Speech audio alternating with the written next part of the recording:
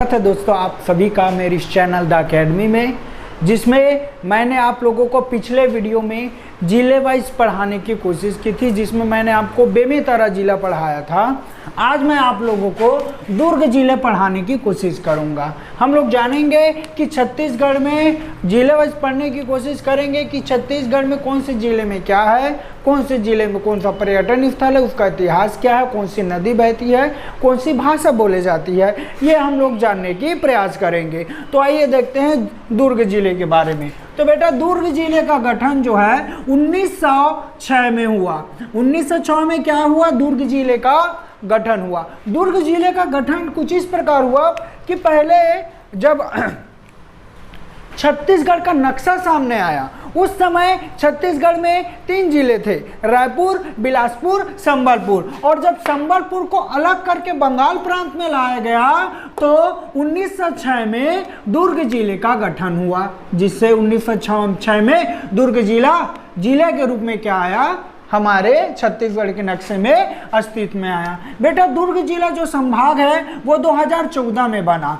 इसका तो ऐसा मुख्यालय दुर्ग को ही माना जाता है, क्योंकि दुर्ग एक जिला है तो उसको मुख्यालय दुर्ग को मानेंगे। अगर हम लोग तहसील की बात करें तो तहसील कुल दुर्ग जिले में 6 तहसील हैं। कौन कौन से? दुर्ग, धमधा, पाटन, भिलाई सेक्टर 3, बोरी, अहिवारा। कुल कितने तहसील हैं? 6 तहसील। अगर विकासखंड की बात करें तो विकासखंड है दुर्ग, धमधा, पाटन। कुल 3 विकासखंड है। अगर नगर निगम की बात करें, क्योंकि दुर्ग तो एक बड़ा शहर है तो जाहिर सी बात है नगर निगम तो बनेगा ही, तो दुर्ग नगर निगम में दुर्ग, भिलाई, चरोदा, रिसाली। कितने नगर निगम है? कुल 4। अगर नगर पालिका परिषद की बात की जाए तो नगर पालिका परिषद अहिवारा, जामुल और कुम्हारी है।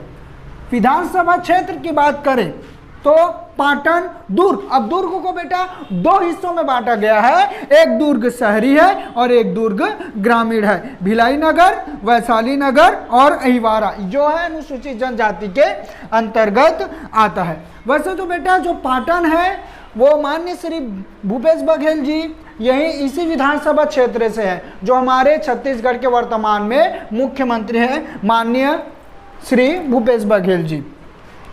बेटा अगर इसके इतिहास की बात की जाए, अगर हम लोग दुर्ग के इतिहास की बात करें तो दुर्ग जिला जो था बेटा पहले महाराष्ट्र के, कहाँ के?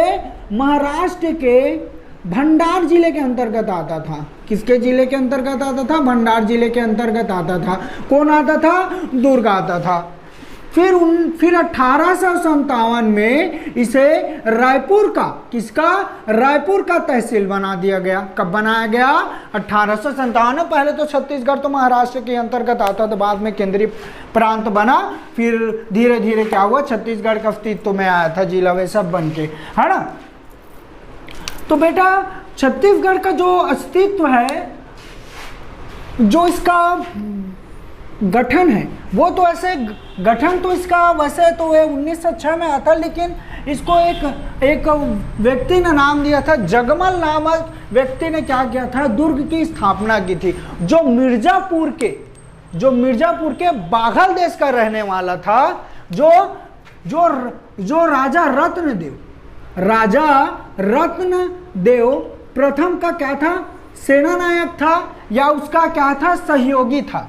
क्या था? उसका सहयोगी सेनानायक था। ये राजा रत्नदेव प्रथम के क्या थे?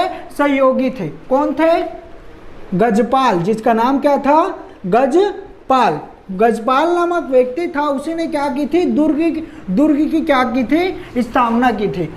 राजा रत्नदेव प्रथम ने इसमें इनाम में दुर्ग सहित 97 गांव इनाम में इनको दिया था, क्योंकि क्या उस समय अगर राजा महाराजा के समय में क्या होता था कि कोई भी कुछ काम कर दे तो इनाम के रूप में या तो उसको सोना चांदी दिया जाता था या तो उसको किसी स्थान को दे दिया जाता था। तो राजा रत्नदेव प्रथम ने गजपाल को क्या किया था? दुर्ग सहित 97 गांव को क्या किया था? उनको भेंट किया था। वैसे तो बेटा जो दुर्ग है वो एक टीले में बसा था। दुर्ग किस में बसा था? एक टीले में बसा था, जिसमें तुम्हारा हो गया बंधुआपारा, गोंडपारा, ठीक है, शीतला मंदिर, वैशाली नगर, शिक्षक नगर आदि बहुत सारे थे। तो ये सब क्या थे बेटा, ये दुर्ग एक टीला में बसा था। ठीक है, अगर हम लोग बेटा इसके पर्यटन स्थल की बात करें, किसकी बात करें, इसके पर्यटन स्थल के, तो इसका पर्यटन स्थल की अगर बात किया जाए, किसकी बात करें, इसका पर्यटन स्थल, अगर इसमें हम लोग पर्यटन स्थल की बात करें तो बेटा यहां तो सबसे पहले पार्श्वनाथ का मंदिर, जो नगपुरा में पार्श्वनाथ का मंदिर भव्य मंदिर है। पार्श्वनाथ क्या है, भव्य मंदिर है, जो जैन धर्म के 23वें तीर्थकर थे।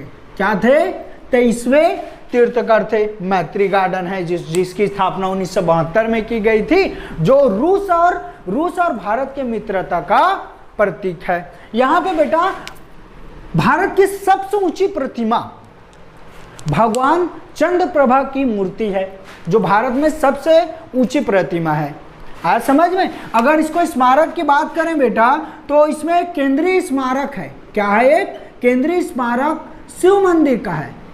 किसका है, शिव मंदिर का, जो देव बलौदा में स्थित है। कहाँ पे स्थित है, देव बलौदा में स्थित है। कहाँ पे स्थित है, देव बलौदा में स्थित है। और भी बहुत सारे हैं, चंडी मंदिर, काली मंदिर, शिव मंदिर, धमधा। ठीक है, तो इसमें बहुत सारे प्राचीनतम उल्लेख मिलते हैं। कहाँ पे, दुर्ग जिले में। अगर बेटा हम लोग यहाँ के औद्योगिक क्षेत्र की बात करें, तो इसको औद्योगिक क्षेत्र का सबसे, छत्तीसगढ़ में सबसे बड़ा औद्योगिक क्षेत्र वाला जिला माना जाता है। ठीक है, तो बेटा हम लोग क्या करते हैं, औद्योगिक क्षेत्र के बारे में जानने की कोशिश करते हैं।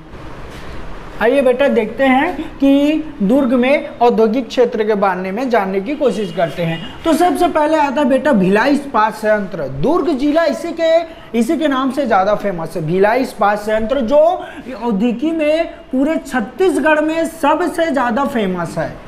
औद्योगिकी में अगर बोला जाए तो भिलाई इस्पात संयंत्र, जिसकी स्थापना बेटा 1955 में द्वितीय पंचवर्षीय योजना के अंतर्गत रूस की सहायता से कराया गया था, जिसका उत्पादन 1960 में हुआ।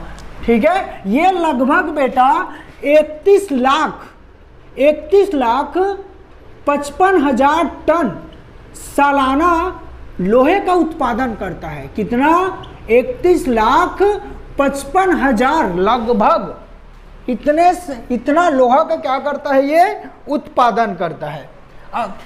अगला देखते हैं बेटा औद्योगिक क्षेत्र में, दूसरा है एसीसी सीमेंट। एसीसी सीमेंट जो है बेटा जामुल 1965 में कराया गया था, जो छत्तीसगढ़ का पहला सीमेंट संयंत्र था। जो छत्तीसगढ़ का क्या था, पहला सीमेंट संयंत्र था। भारत रिफैक्ट्रीज, जिसका निर्माण 1978 में कराया गया जापान की सहायता से। क्या करा गया, भारत रिफैक्ट्रीज किसकी सहायता से, 1978 में। क्या, अगला देखते हैं बेटा फेरो स्क्रैप कॉर्पोरेट लिमिटेड। इसकी स्थापना 1989 में अमेरिका की सहायता से कराया गया था। किसके सहायता से किया गया था, अमेरिका की सहायता से कराया गया था, जिसका काम था कि लौह इस्पात के निर्माण में जो अपशिष्ट पदार्थ होते हैं उनका क्या किया जाए, पुनः उपयोग किया जा सके। ये क्या करता है, फेरो स्क्रैप कॉर्पोरेट लिमिटेड का कार्य है। अगर इसमें हम लोग कृषि की बात करें, अगर हम देखा जाए कृषि के क्षेत्र में, कृषि के अगर क्षेत्र में देखें तो एशिया का सबसे बड़ा, क्या, एशिया का सबसे बड़ा कृषि फॉर्म, क्या, एशिया का सबसे बड़ा कृषि फॉर्म धमधा ब्लॉक के ग्राम, कौन सा, धमधा ब्लॉक के ग्राम धौराभाठा में लगभग 181 एकड़ में, कितने एकड़ में, 181 एकड़ में फलों की खेती की जाती है।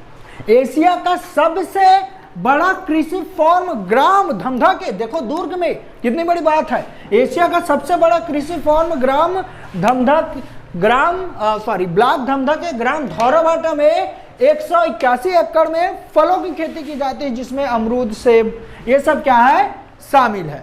अगर बेटा हम इसमें नदी की बात करें तो बेटा नदी जो है इसमें एक बहती है शिवनाथ नदी और एक बहती है खारून नदी।